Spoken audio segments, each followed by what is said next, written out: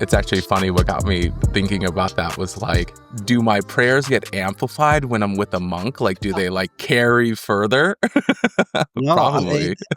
I think my work is carried forward because of what you do. I appreciate that. So I wouldn't attribute it to the monkhood. I would attribute it to your intentions of awakening people and sharing, your heart with the world and bringing guests on that resonate with your mission. Thanks for that. This has been a labor of love for sure. And I'll say this out loud now that we're recording, just to establish that prayer and intention is to just allow our voices to carry forward, allow this episode and this message to reach the people who need to hear it, folks who need to hear that there is a way, that there is a path, that there is a hope of feeling better, being better, doing better, serving more. And just tuning in to just our collective conversation, our energetic field that we're establishing here today, almost all the way across the world or halfway across the country, should I say. And so just thankful for being here with you and just rooting into my breath and just allowing for just a really wonderful conversation to step forward. And with that, folks, welcome to the Psychedelic Passage podcast. My name is Jimmy Nguyen, the founder of Psychedelic Passage and your host.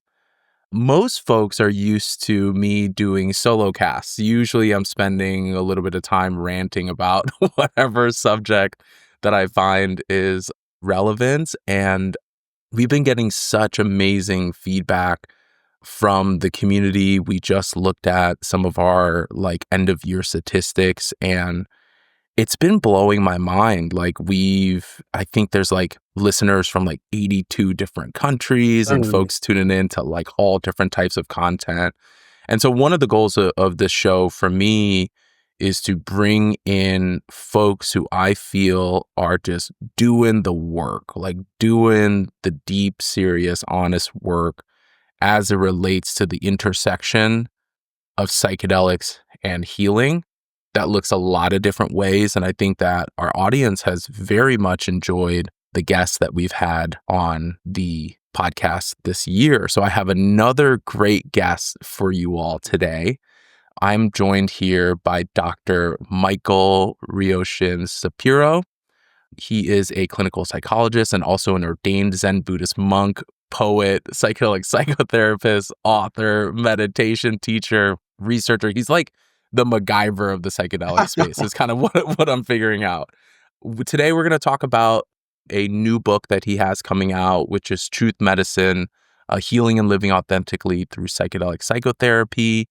And Mike's up to a lot of great things. He is a transformational coach for high-performing individuals like musicians, athletes. A lot of his work specializes and pays close attention to the special operation veteran community, first responder community. He works with scientists and CEOs.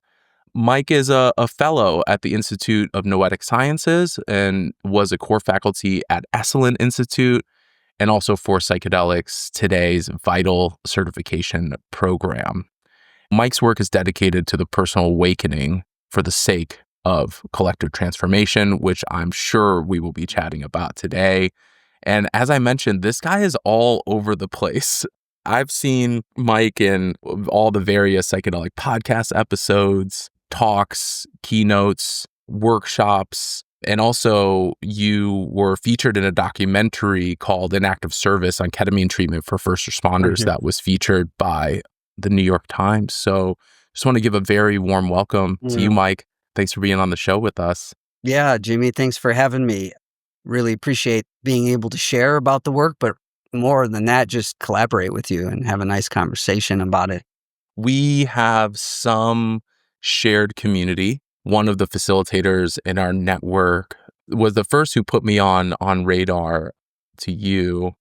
And as I started to engage in your content and read your book, I found so many things in alignment with the way that you look at this work, although from a very clinically oriented, approach.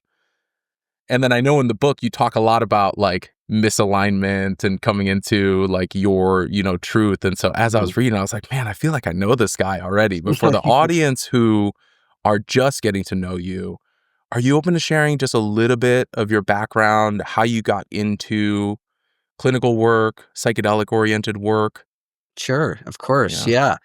And just for the listeners to know, I'm speaking to you all directly, even though I'm also talking with Jimmy here. So I'm keeping you in mind in my heart when I'm sharing what I share. And also, the book is out now. It's been out since Mm, June. So those of you listening who might be interested, you're welcome to get that. I grew up in the shadow of the Holocaust. So my grandparents they were Hungarian and in the Holocaust, and my grandmother was in Auschwitz, and my grandfather was a Russian prisoner of war. And so anyone listening with any family whose history had to do with war and being refugees and trauma, which is almost all of us, no matter what culture mhm, we're coming from, we all come from histories that have oppression and hurt and strength and resiliency. And so mm, that really shaped my childhood. Lots of PTSD in the household, lots of dysregulated nervous systems, and that really impacted me as well. Growing up around that kind of overstimulated, hyper focused, hyper vigilant, so that just passed to me naturally, and then I, of course, had my own stuff I had to deal with, and from a very young age, around 15, I actually started experimenting with psychedelics, and I think it was both protective, like I needed to experience something other than what, my body was feeling, the trauma responses I was having, but also I was extraordinarily curious about God and the state of nature. Even as a 15-year-old, I wouldn't say, "Oh, this is mysticism." But now looking back, I was like, "Oh, I was a very mystically oriented kind of teen and kid who found solace in nature and found communion with nature." And doing psychedelics so early was great for connecting me to the vastness of the mystery, but also not so great in showing me there's a lot of bullshit that people believe. My parents believe things that I kind of saw through, because once you're on psychedelics, you have a perspective that goes beyond what's presented to you. Psychedelics mhm, really open your orientation to so much bigger things. And it did make me a little bit unruly when you start seeing behind the fabric of reality. You're like, that's not true, mom or dad or teacher. And I actually started leading groups at 18. I didn't mean to. I didn't do it because it was the sexy thing to do. I did it because I was able to hold space for my friends who were on psychedelics and help them navigate difficult mental experiences. Even then, I didn't know I was going to be professionally doing this in my life. I didn't know I was going to be doing years and years of space holding and therapy with ketamine and all the other medicines. No idea. mhm, But around that same time in my 18th, 19th year, I found Buddhism and just went very hard into that. And by 23 was living in a monastery, in a temple for a year. 24, I was living in a monastery for a year. And then I moved to Thailand and became a monk for a certain time while I was in the Peace Corps. So all of this, the hardships of my family, wanting to help people through their own hardships and doing my own work, that is the basis for everything I do now. mm.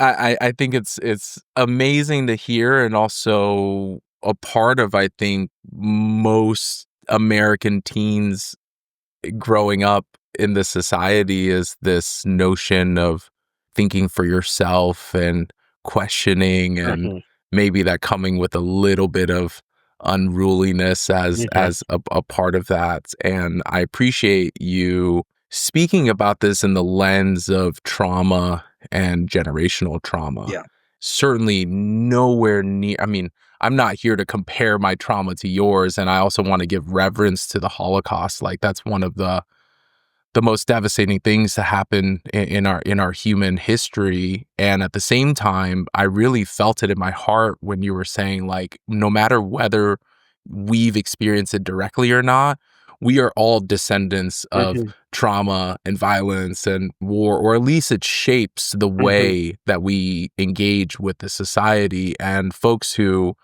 know a little bit about me, my parents were refugees from Vietnam Right. during the American War in Vietnam, and there was a lot of that. I realized that was Mhm. like passed down into like my own systems and things like that. Yes. And I'm hearing from you that in your early exploration, because I engaged with cannabis for my first time at Mhm. 14, and you were talking about exploring psychedelics at 15. I was like, boom, there's another, Yeah. overlap there. But it sounded like a part of it was for you to explore what else there could be, maybe Mhm. like Mhm. beyond the feeling in your body and beyond that. And then it also sounded like you were maybe naturally just asking questions that seemed a little bit more mystically oriented or more like existentially oriented. Yeah, I was naturally like that. I was even writing poetry back then around the existential questions many of us have. What is this life about? Meaning, purpose, love. What is love? Is there something that's stable in love that exists underneath the human love that comes and goes with moods and with jealousies and hurts and resentment? I was always like that, and I still am. I appreciate that part of me, even though it was different for being a teenager to be at that kind of consciousness level, not better or worse. I mean, I was still a normal teenager, but that did influence me, and I needed a system, a cosmology that would help me understand what my experiences were and how I was thinking. And that's, Buddhism really did match that. I grew up Jewish, Reformed, but it wasn't speaking to the depth of what I was feeling and Hmm. experiencing. So I did find Buddhism fairly early in my life, and I'm very grateful because it's helped shape who I am and also, more importantly, my service to the community and to everyone I work with now. I'm wondering if you could speak on that a little bit as a young explorer who's willing to ask questions and willing to be a little bit counterculture. Like, what was it specifically about Buddhism that gravitated you? It really encapsulates, it talks about our suffering right away. It's like, hey, Hmm. there's so much dissatisfaction. We're often unhappy. We often don't feel good within ourselves. There's reasons for this. And there's a way out of it too. So both that there is a lot of suffering, dissatisfaction, angst for so many of us. I found that to be true as a kid, as a teenager, watching my family suffer, watching other people suffer. I mean, my life was also okay too. I'm not saying I was had a terrible upbringing.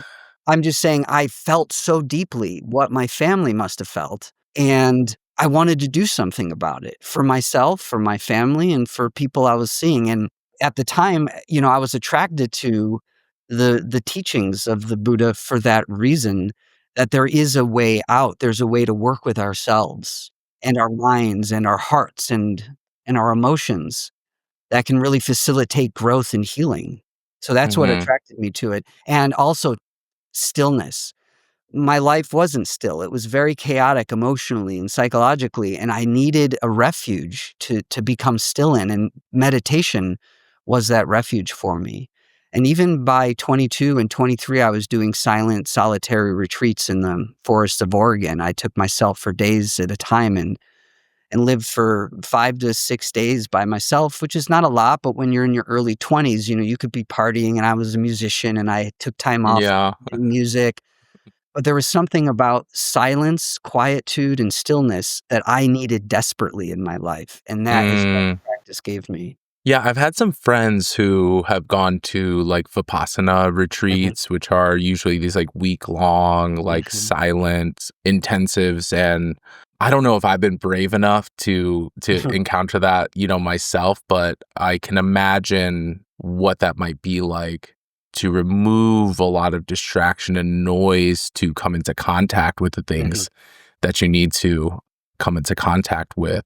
And for our audience, a little bit of what Dr. Mike is referencing is this concept of like the Four Noble Truths within Buddhism, mhm, which addresses the suffering, the root of suffering, the possibility of that shifting and changing, and then the way that we can like bring that into how we live our lives. And how did that then translate into psychotherapy because like you were then living in Thailand, you were at a Hmm. doing Peace Corps work, you were Hmm. at a monastery. Did you feel like this is what I'm going to be doing for the rest of my life, or was this more of like a open-ended exploration for you? Jimmy, I never know what I'm doing in my life.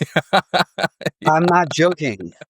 That's about, your book's called Truth Medicine, and I'm like, that's about the most truthful thing I've heard in a while. Yeah. I have no idea. I mean, we think we know, and I think I know, Hmm. but the truth is, I've been living by passion, by whim, by instruction of God or universe.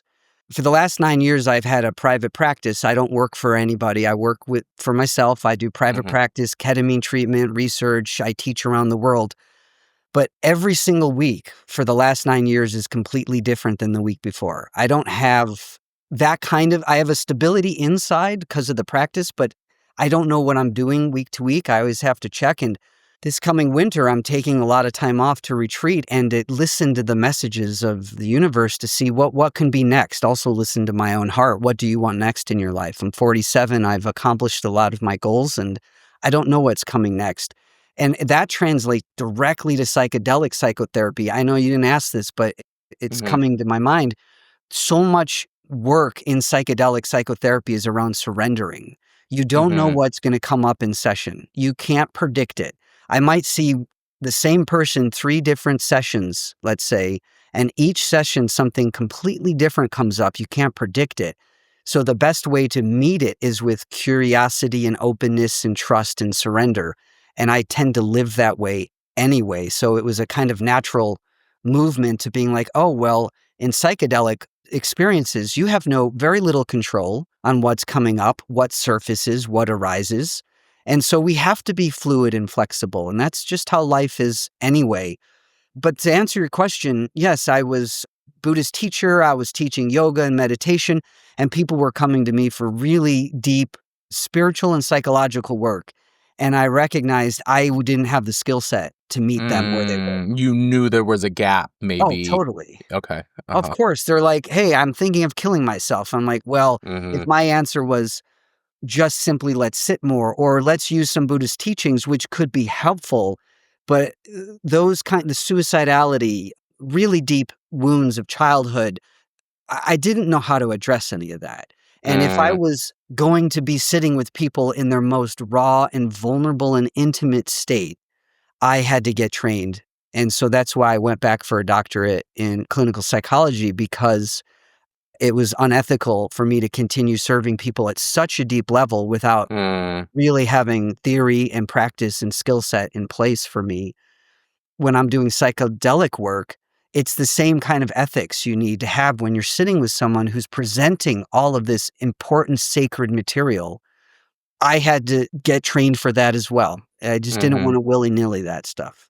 Yeah, and I think that I'm very, very grateful to see you doing what you do, and I appreciate the emphasis that you have on having process that's rooted in action. Like Mhm, it's one thing to be thinking about this, knowing theoretically about your traumas and the stories that you tell yourself, and that what you emphasize in the book, like the lies upon which we live our lives. mhm, And then it's another thing to like root that in action and in mhm, practice. And I see that with the folks who reach out to Psychedelic Passage when they're like, well, I know what the issues are. mhm. Doing something about it is actually Yeah, vastly different. yeah. And the other thing I'm picking up on too is that it seems like your focus was cultivating your vessel, it sounds like. Mhm, Like you were saying that in your heart you have this steadiness, but you have this variability of your life. mhm, It seems like your focus on like how do I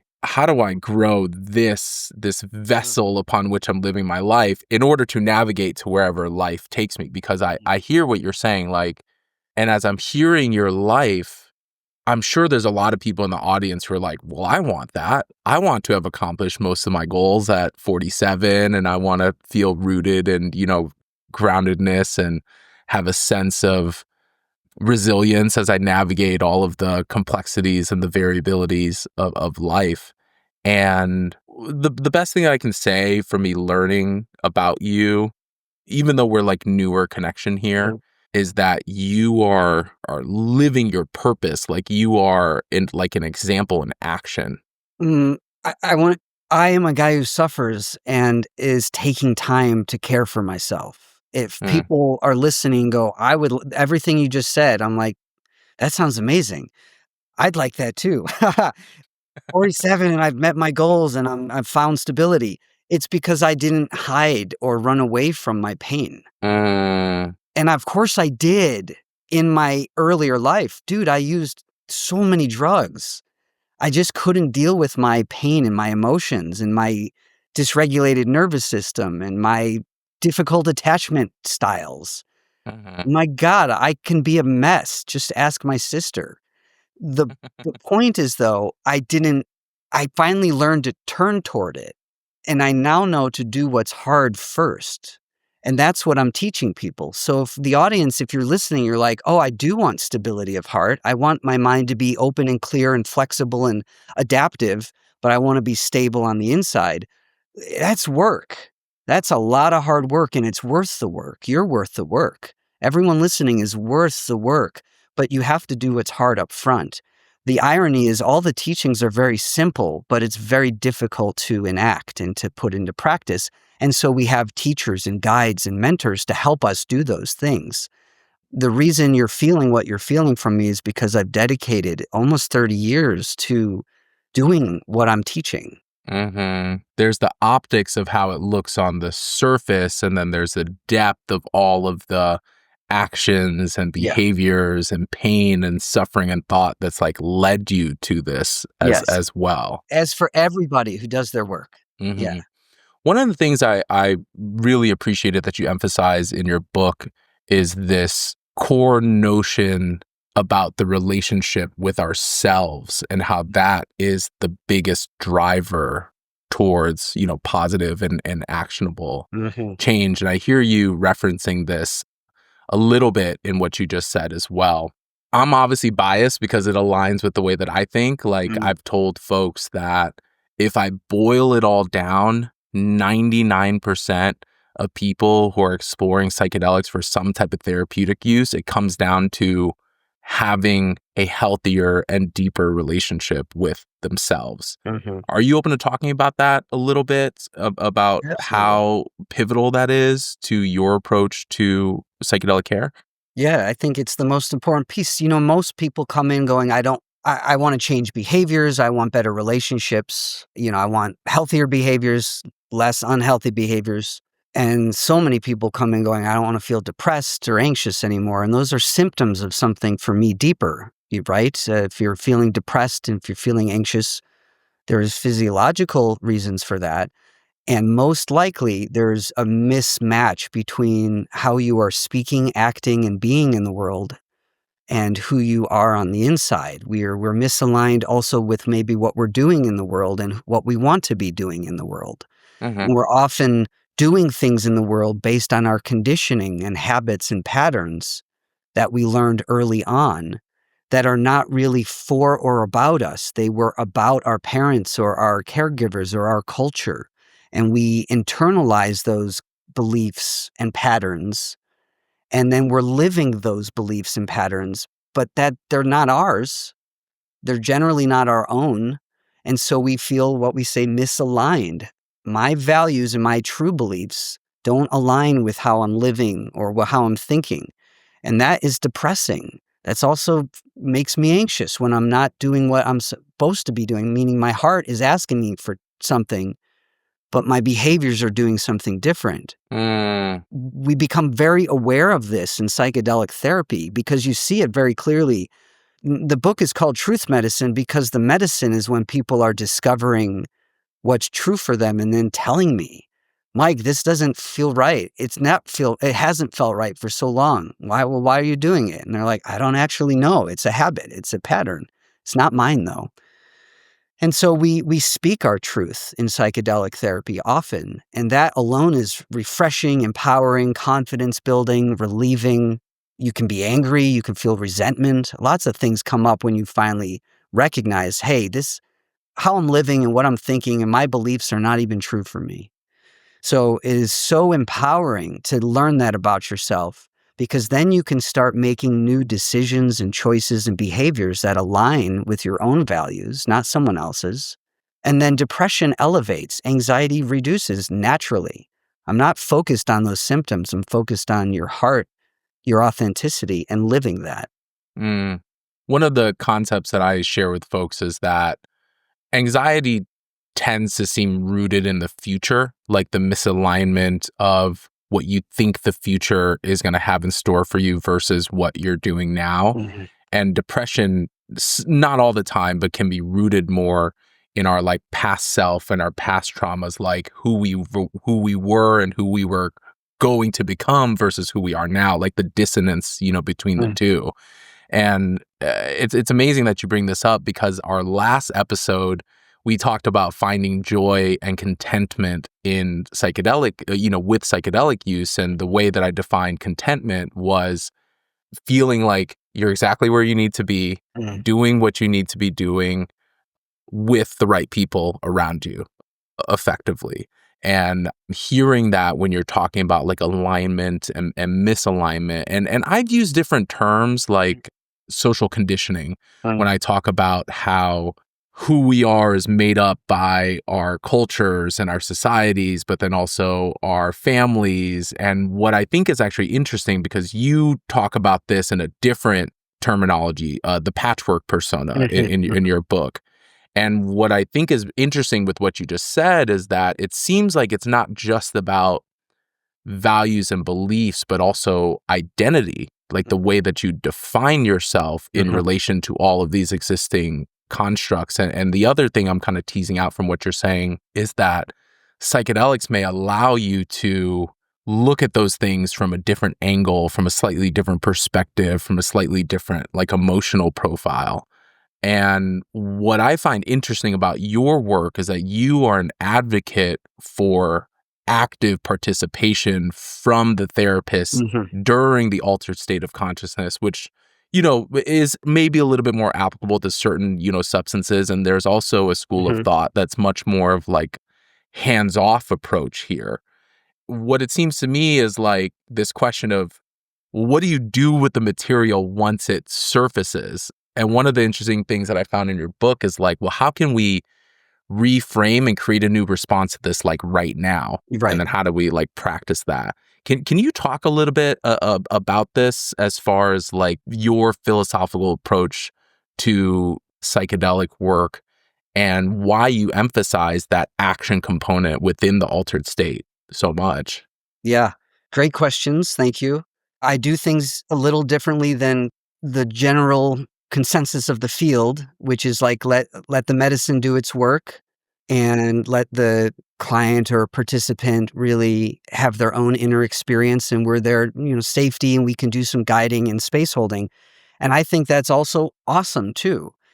There are a variety of ways of doing psychedelic work. In my book, I describe ceremonial, where people are going into the jungles and forests and doing much more indigenous oriented work with bona fide shamans who have been in their tradition for years. And that is 100% valuable and valid work.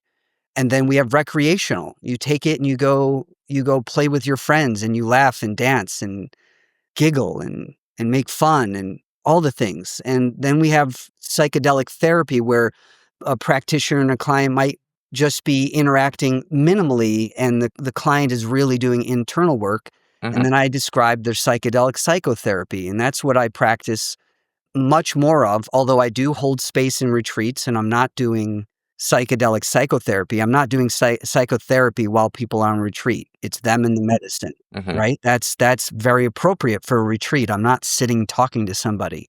But when people come one-on-one to me, if they could have figured things out, they would have figured things out. They need guidance. And what I've found is that while they're in an altered state and the ego dissolves, reforms, and it can't like be dominant, that is a really rich time to have deep discussions with the heart that is often not accessible because the dominant ego for all of us is the default mode network. This is how we think. This is what we believe. It's so fundamentally secure that we can't get new ideas in. We can't hear the heart, which you have to be quiet for to listen to.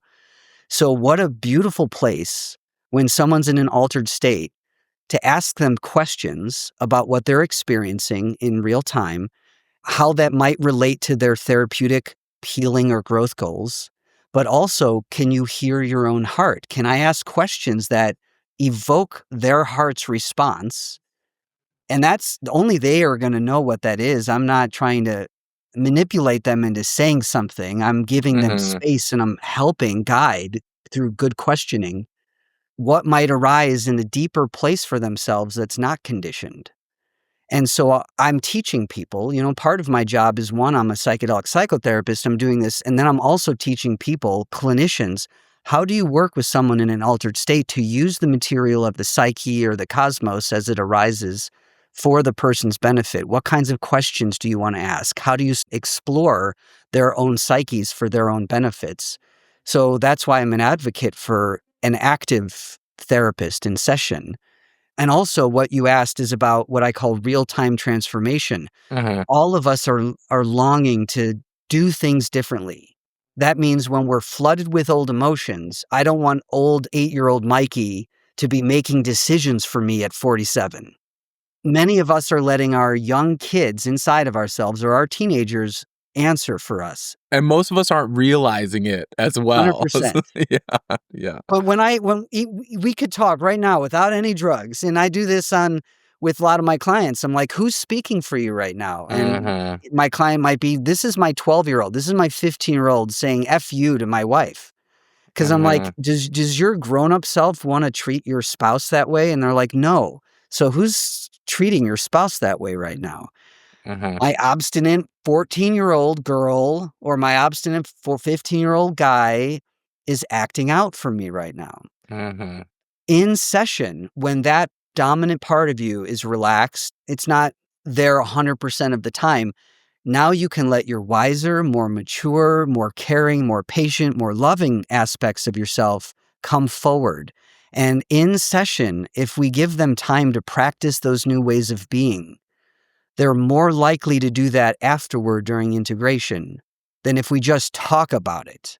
I don't want someone just to talk about, oh, I would love to be more patient. I'm like, dude, can you do it right now? Practice it right now. Without practice, patience means nothing. You won't get it later. It'll be hard. If you practice it while you're in this altered state, it will feel a way, and you want to do that later. And then we're going to do a lot of work in integration to come back to that patient place, to come back to that caring place, so that that's not, your old stuff isn't acting out for you anymore. It's real-time transformation, and I'm there with them doing it. Planting the seed of that neurological process, that like synaptic process, but also the process in our body and our emotions as well. If you can plant that in the altered state of consciousness, then you may have better traction of that in integration. I see it. I mean, I've done this for years, and I can tell you that's why I'm doing what I'm doing. Because if they're practicing it in altered states, they're more likely to be able to practice it when they're done. And isn't that what we want? Well, this is also what I like about your book, which is it's not about chasing the peak state. It's not about chasing these big firework experiences.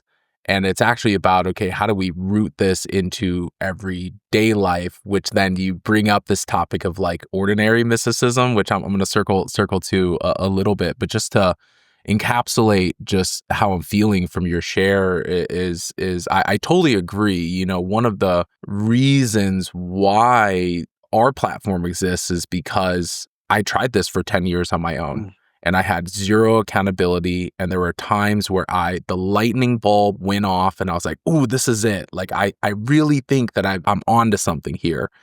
And then that fades and all of my old systems, come back online. And one of the things that I found is that though the altered state of consciousness and psychedelic experiences can be quite impactful, there's so much potential depth to be had there. It's also a very meandering experience. Like our psyche can like drift off into so many different pathways. And so I often find that like having what I call like a tether can be very important. tether to your intentions, but also tether to who you're in experience with. Because once you have somebody else in the room, you're kind of creating this energetic field, this like almost symbiotic relationship of what one is doing, the consciousness that one person is holding is connected to the consciousness that the other person's holding. Yes. And that can be a deeply vulnerable, it requires a lot of like reverence to hold that in a very sacred way. And I do know that you emphasize the need for ethical consideration here. Where is the line between nudging and prompting versus trying to point somebody towards a specific agenda and whatnot? I mean, this is a deep question, so I acknowledge that. But what are the most important aspects to you when you're forming that foundation of trust with folks that you work with one-on-one in psychedelic psychotherapy? And then how do you know, like, have you ever been in an experience where you're checking yourself and saying like, well, I think this person's heading in this direction, but I may not like actually know? Do you have any practical thoughts about that?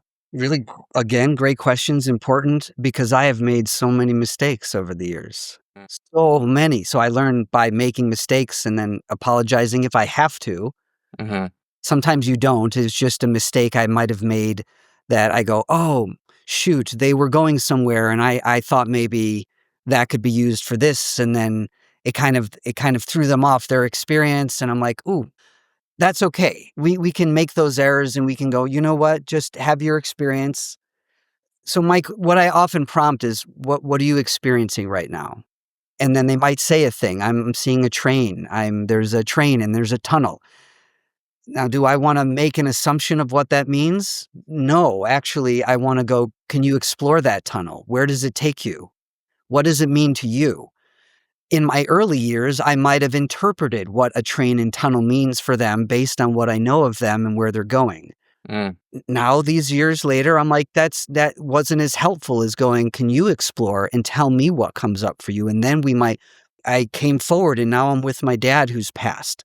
Now, Mm. if I would have interpreted it as something else, we might not have gotten to that open field where the dad who had passed is. And then they're going to have a relationship in this altered state. This client and their dad who passed have to have some kind of talk relationship.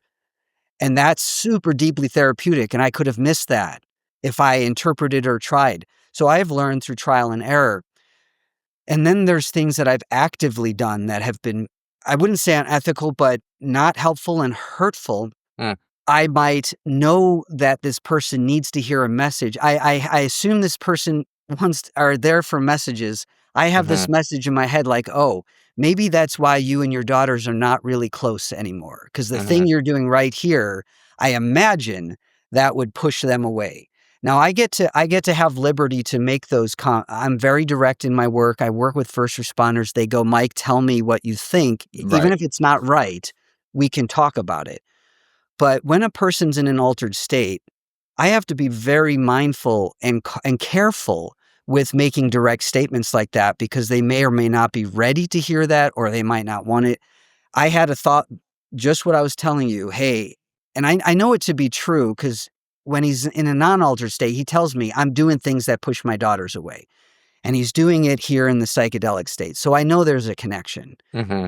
In my mind, I heard the wisdom that says, oh, this is what he's doing with his daughters. But I also heard myself say, Mikey, don't say that right now. Don't say that. But I said it. So I heard my own intuition going, this is not the right time for you to drop that insight. But I dismissed that. I said the thing and he got so hurt at me and he got so angry at me. Rightfully so, man. Like I crossed an emotional boundary that he wasn't ready to cross. I even knew better. I still did it. I had to clean that up. When it was all said and done, I had to be like, that was not okay. And I'm sorry that I did that. You know, cleaning up establishes trust. It's good for rapport. Making mistakes and saying, I'm sorry is a really profoundly simple but helpful way of restoring hurt between people. And it also taught me a lot. Don't say the thing if you don't think it's the right time. Listen to my own gut instinct. And be mindful of where the client is at all times. Yeah, the cycle of rupture and repair is actually very important, especially when you're in the world of psychotherapy, where transference and Mhm. countertransference can happen. Sometimes the healing process happens through transgressions. And then I'm also hearing you say that there can be unintended harm, Mhm. that is different. The impact is different from your intention. And I then am reminded about what you're saying about why you went into monkhood in the first place, which was you were so desperately needing that like quietude. And I'm sure that that quietude serves you very well now when there's like a little whisper of your intuition being like, just pause for a Yeah. second. And so I think that that's quite a skill for both the journeyer and the facilitator or psychotherapist to Mhm. like tune into that intuition. Just to slightly shift gears, we're talking about how to bring what is coming up in the altered state of consciousness into our everyday life, into integration. And then how do we combat this patchwork persona? Mhm. And as I was like reading about what you're saying about this concept of the patchwork persona, you all just need to get this book, honestly, and we'll share a little bit more about like where you all can grab it. It reminded me of this thing. I probably just saw it online somewhere, but the quote goes, there's not just one you, there's the thousands of versions of you that live in the head of everyone who's Mhm. ever met you or who knows you and Mhm. who loves you. And what I find is that there can be people who have these awakening moments, whether they're very big or very subtle and small. I think you define this as how can you identify your truth, and live in accordance to your truth. You said something about like living the life that your heart wants. Mhm. And I know that there are a lot of people who are probably like, and this is where probably the lies that we tell ourselves come in. Well, I can't do that. Oh, yeah. I can't do that because I got a kid or a family or I'm here or I'm in this career or what would my parents think? How do you help folks find that courage? Mhm. Like let's assume they've gone through a process where they're like, I know the root of my suffering and I know the Mhm. the illusions that I'm telling myself, and then I'm still finding some roadblocks in how to actually turn that into actionable change. Totally. Yeah, and it is scary, and then, one of the books I wanna write is called Courageous, the Mm, courage that the courage it takes for all of us to face what hurts us, to face our own stuff that we're causing harm to ourselves and others. It takes courage to tell people no, to set boundaries. It takes courage to heal and repair with people. Everything we're talking about today takes courage. mhm, And I basically thank every person in every group I've ever worked with for the strength that they're showing by just showing up to do this work, first of all and foremost. Coming to a place where they're like, I don't want to feel this anymore. I want to feel differently. And then going and doing something about it is an amazing testimony to the inner strength that it's gonna take to do the journey. Not only the psychedelic journey, but the journey in the world where you're like, I might have to change my career, change my job. And that is so difficult because we do have bills to pay. Like we got to be practical. People come in a lot going, hey, I don't like the work I'm doing. I don't like the partner I'm with. My job is not to help them get out of that. My job is to help them determine what do they want to do with the life they're living right now? And what might it look like if they start living more in alignment with who they are and their authenticity? And it's never about, hey, you're done with psychedelic therapy. Did you divorce your spouse yet? That is never my That's goal. highly unethical. Yeah. Yeah, that's not my goal. My goal is helping them vocalize what's true for them. Mhm. And then it takes courage to actually have conversations with your spouse, your parents, your employer. Something isn't right for me, and I need to make some changes because I won't continue to live this way. It's a long process, but I do see people make extraordinary changes in their life. I talk about some of those in the book where people did change careers. They did leave a spouse that wasn't in alignment or right for them, or there was violence or chaos in the relationship that they were choosing over and over and over again instead of choosing something different from a different perspective or different values. Man, this is a lot of work just being human. And then Yeah. adding this kind of transformational stuff does take courage and empowerment. But in the end, people who do this work say, I am so much healthier and happier now that I've started to speak what's true for me. And just so you're all listening, you don't have to change relationships or jobs. You might change how you are in the job, in Mm-hmm. the relationship. Mm-hmm. Then it becomes a even trickier pathway to make this transformational change. It's not always radical, Mhm. you know, this transformational change in a way that's rooted in nonviolence. What I mean by that is that for folks who are going through a lot of transformational change, they're like, well, this is who I am now. I have new boundaries. I have a different way of relating.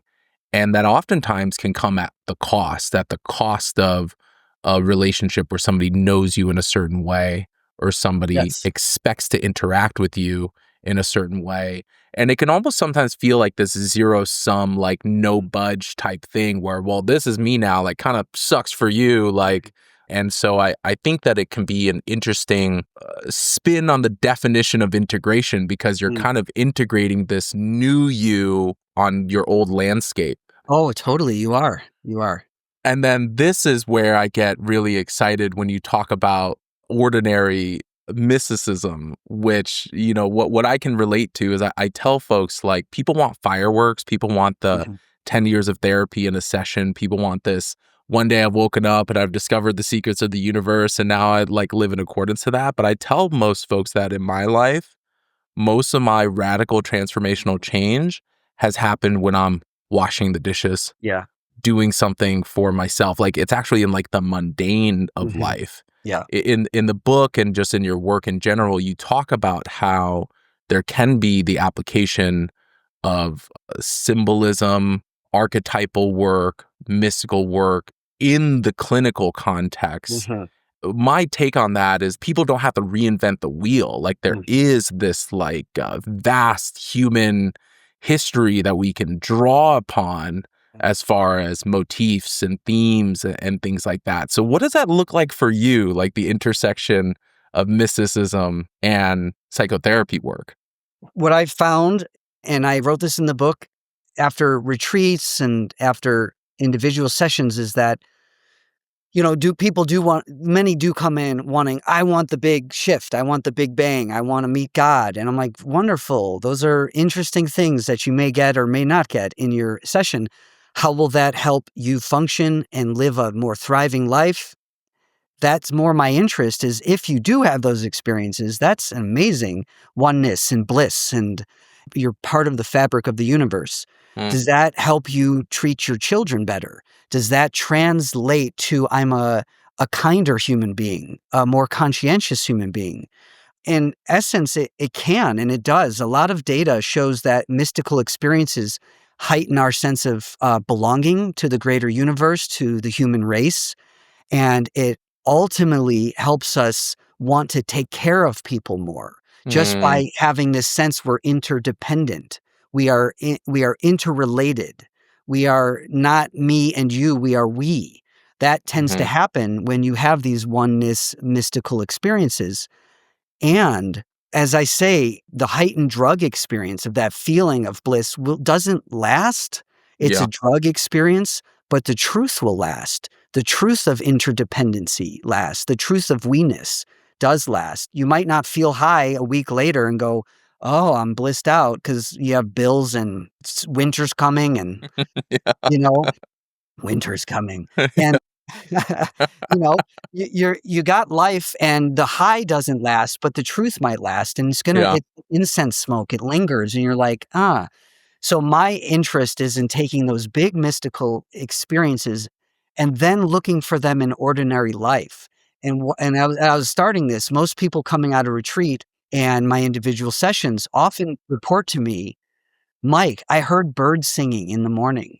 I didn't even know I had birds in my backyard." Uh-huh. That's not insignificant to wake up to what is around you when you are so deadened from life before, and now all of a sudden you are hearing bird calls in the morning.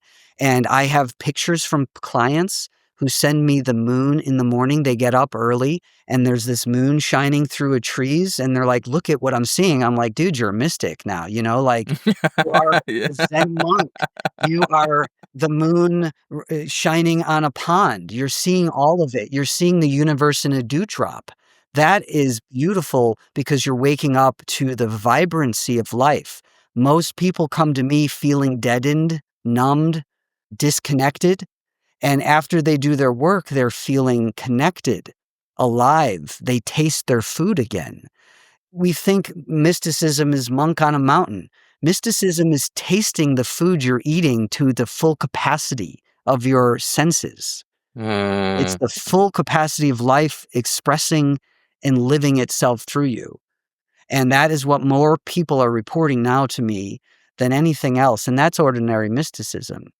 and I can see how there's ties to your time as a monk and living in this rooted present state of awareness. It's reminding me of one of my favorite client works this year where I was working with somebody and at some point they were like, has that creek been running this whole time? Mhm. I feel like I'm just now hearing it, but I'm like really, really hearing it. Yeah. And it was just this really beautiful moment and a lot of respect for you for just emphasizing what you're saying about, okay, yeah, this is cool. You can have mystical experiences. You can do all this trauma work, but is it making you a better human? Mhm. Like, is it allowing you to make decisions on different criteria, Mhm. decisions that are all in accordance to your real beliefs and your Yes. real virtues and your real principles? The reason why I like that so much is that I feel like there's so many people who put their own healing at the end of a checkered flag, like down the road. Like, if I Mhm. can do these things, if I can make the right decisions, if I can be healthier, if I can act better, then I can love myself. Mm. And you flip it around. Uh-huh. Like, you have to accept yourself first, and then the healthy choices come subsequent to that. And if you only accept yourself when you get it right, then that creates this like level of conditionality as well. Totally. The secret I give it first. You loving yourself is the most important thing we could do here. You seeing and feeling your own innocence, no matter what has happened to you or what you've done. There's an innate innocence, a quality of pureness that exists in all of us. You see it in babies and children. That doesn't disappear. It gets fragmented and filtered and conditioned, but it still exists within us. If we can touch that in any of our sessions, that innate pureness, original essence, you are more likely then to treat yourself better automatically. I don't have to convince you to stop smoking or drink less. You are automatically drinking less because you're like, I don't want to mess my body up anymore. I don't want to mess my relationships up. I care about me now. So let's do that first because everything falls into place once that happens.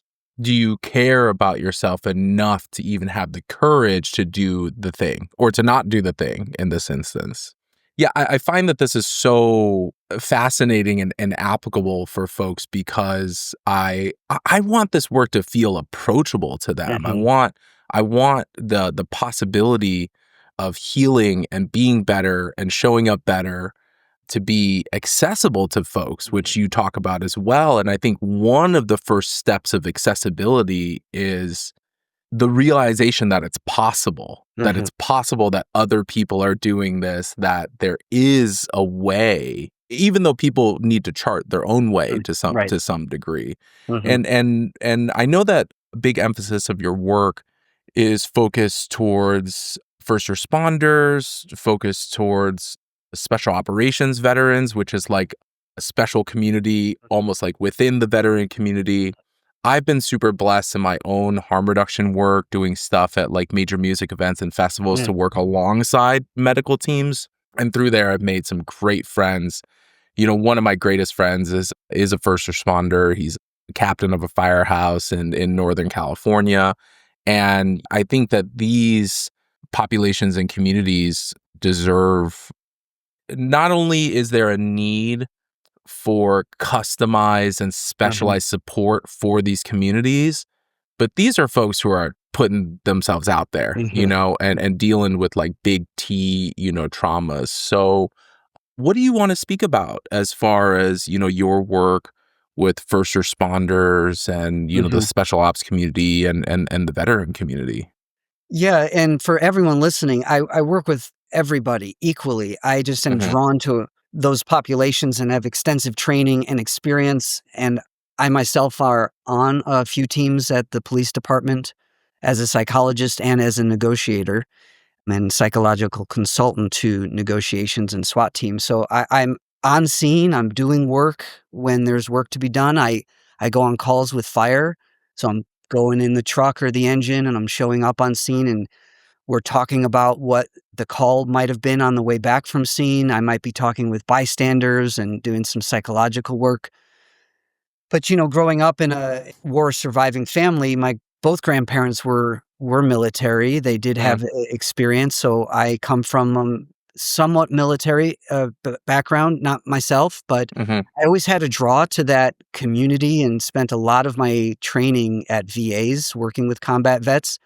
And then somewhere along the way, some specialized organizations like Mission Within and vets who I work with, and there's a lot of great veteran retreat organizations out there. mhm, Somehow they got a hold of me, and I started becoming the dude who shows up to do retreats for special ops and intelligence communities mm, because I was already a psychologist for combat vets, and I or was also doing psychological or psychedelic work. Those two lanes fused seamlessly for me, and so at least for 10 years, I've been doing that work with the special ops community. But first responders that are near and dear to my heart because they are showing up day in and day out to experiences that most of us would run from, to mm, circumstances we wouldn't want to have anything to do with. And for me as a monk and as a yoga teacher, I've been in the yoga community for 25 years. There is nothing more sacred than someone, a man or woman, showing up at the edge of life and death, mm, where life and death meet. yeah. And they're showing up to support our community through the traumas on that edge of life and death. I've lived in monasteries and caves and temples. I've done the glorious looking robes and I still have my robes, but watching men and women show up at that edge is the most Mm, sacred place of life for me. To witness it and now to be a part of that. And so I give back by doing therapy with first responders, running groups, doing crisis interventions, stress debriefs, and then showing up on the negotiation team. It's an honor for me to be with the men and women who are doing that work on a daily basis because they're mostly so humble about their service to our world and they show up. But my message is always the same. They matter just as much. And for most first responders, they don't believe that. They will give their energy, their life, their mm, body up for us, but they won't do it for themselves. So that's the edge I love to work on with them. I'm like, dude, don't you know you matter just as much as the child you just helped or mhm, the community member you just got out of danger? And they're like, no, I don't matter. And that you can always trace that back to their childhoods. Same thing. So that's in the end, it's the same work. Don't you know you matter? But yes, we're adding on significant trauma on top of just the normal day-to-day traumas that all of us have in life. Yeah. yeah, it's really interesting, and this may be a universal human experience where the things that we often offer to other people, we almost have a blind spot to it for Yeah. ourselves. Totally. And one of the things that I respect the most, I'm emphasizing and reflecting what you just said, is that in the first responder community and the veteran community, these are people who are to some degree like choosing this, meaning that for folks who are renegotiating, reframing, repurposing their trauma, most people would say, hey, I didn't choose this. I didn't choose to have this childhood trauma. I didn't, Mhm. I'll speak for myself. I didn't choose to have childhood abuse and like all of Mhm. these things. But for these specific communities, they are choosing. They are Mhm. choosing to take on big T trauma and Mhm. being there at the intersection of life and death. And it's really deep because these folks are having to like jump into that pool and then come out and Yeah. live their everyday, lives. So that can naturally lead to compartmentalizing Hmm. and, putting things into different buckets. And then that stuff accumulates and builds up over time. And then it shows up in a lot of different ways. You were talking about a podcast that you're really excited Oh, about. yeah. Can you tell the audience a little bit about that? Yeah, so there's an amazing new documentary on Netflix called In Waves and War. It Hmm. follows a few Navy SEALs on their psychedelic journey of healing. It's very profound, it's beautiful, intimate look at these operators who, the American mentality is, oh, we love our military operators. They're stoic and they're tough, and that's a they might be in combat for sure, but they're regular human beings, and that compartmentalization has kept them from being vulnerable, and you have to be vulnerable to heal. And so what I love about this documentary is that these dudes and their wives are all very vulnerable and exposing their deepest feelings on film, which the documentary I'm on, the captain of the fire department, also did that in the documentary doing ketamine work. Mm. And I love the vulnerability. So I just want to bring attention to that documentary. But one of the main subjects, his name is Marcus Capone. He's a former Team 6, so SEAL Team 6 leader. He's in that movie. He and I are going to start a podcast called Marcus and the Monk, where we're both talking about psychedelic healing, integration, the journey, mysticism, but we're doing it very vulnerably and intimately together. I'm not a clinician I'll talk clinically and as a monk, but we're really just being two dudes talking at a deep, intimate level together. So that's coming out in January, Marcus and the Monk. Very excited for that. It showcases working with special ops and Buddhism and psychedelic therapy and healing. And that is revolutionary in itself, just having two secure, strong yet gentle men being vulnerable and talking about real stuff. Yeah. Like male loneliness is an epidemic in our society. And so just cheers to you for that. I'm excited to tune in. That's a great podcast name as well, Marcus and the Monk. I think that you said that airs in January or Gonna start in January. January of next year. Are there other things that you're excited about? I know you mentioned that you have a course starting on the Shift Network. Yeah, yeah. Oh, just to reiterate, the Marcus and the Monk will be put out by vets, Veterans Exploring Treatments Solutions. Yeah. So it's an amazing organization founded by Marcus and Amber Capone, and they're in the documentary I was just talking about. So I just want to give a shout out to vets because they're doing such important work, and the podcast wouldn't be possible without them putting it on. Yes, I'm leading a 7-week course on the Shift Network starting in January 2026. And it's based on everything you and I just talked about: authenticity, truth medicine. It's taking you through an arc, looking at the patchwork persona. How do you clear out conditioning? How do you choose your heart's value? And then we're doing something fascinating called future making, where I take people through a journey quite like psychedelics without the medicine, looking into the future or potentials of the future. Future making is a method that I and one of my colleagues are developing, and I'm teaching that on the Shift Network too. So that's coming up. Excited about that. Yeah, and also I'm excited. I'm taking a retreat, about 4 months off to be my monk self in the woods with my dog. So I'll work a Mm. little bit here and there, but it's really important for me to return to stillness. As much as I'm serving, I have to take care of myself as well. So I'm looking forward to cross country skiing in the snow and lots of quiet meditation time and poetry writing. Yeah, I'm so grateful at our timing and that I caught you before you're taking this time of solace here and quietude. And there may be a world where I'm in your neck of the woods sometime the next like year and a half. So I'll definitely, look you up. And where else can folks follow your work? I know you have a website. We'll put a link to the Yeah. book, Truth Medicine. I really encourage folks to get the book and give it a read. But do you have like other places where folks can follow your work?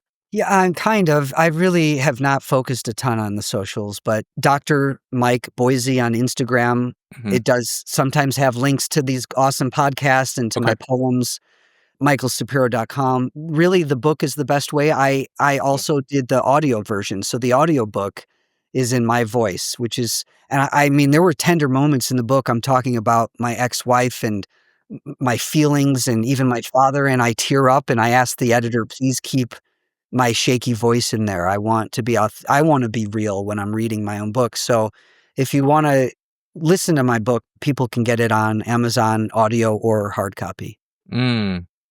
I'm so grateful for this conversation, Mm. and I hope that our audience and our viewers and our listeners have really enjoyed this. I personally have. I'm feeling, I don't know you, but I'm feeling a deeper sense of kinship with you, Mm. as it seems like there are these themes and trends that seem very important to both of us and are Mhm. probably vastly different life circumstances. And I'm sure that you and I could chat for hours and hours and hours upon end. And I'm just grateful that you brought some of your Mm. wisdom and your presence into our community here. Wow. Thanks so much, Mike, for being here with us. Any parting words as we wrap up this episode? Well, thank you for seeing me and inviting me here to be with you. It's awesome. I don't take it for granted getting some space to talk about what I've noticed and seen in the world and also being vulnerable myself. Thank you for hosting me. And for the audience, I kind of leave this on most podcasts, but every one of you listening or watching is worth the work, is worth the effort it takes to feel better and to heal and then fundamentally to grow and be the best version of yourself. Each one of you listening can do that. And I hope anything I said today felt inspiring or warmed you on the inside. So thank you for listening and watching too. Thanks, Jimmy. That wraps it up for us here on this episode of the Psychedelic Passage podcast. I hope that you all find yourselves well and find yourselves rooted in the possibility of healing. Thank you so much for joining us, and we'll see you next time on the Psychedelic Passage podcast.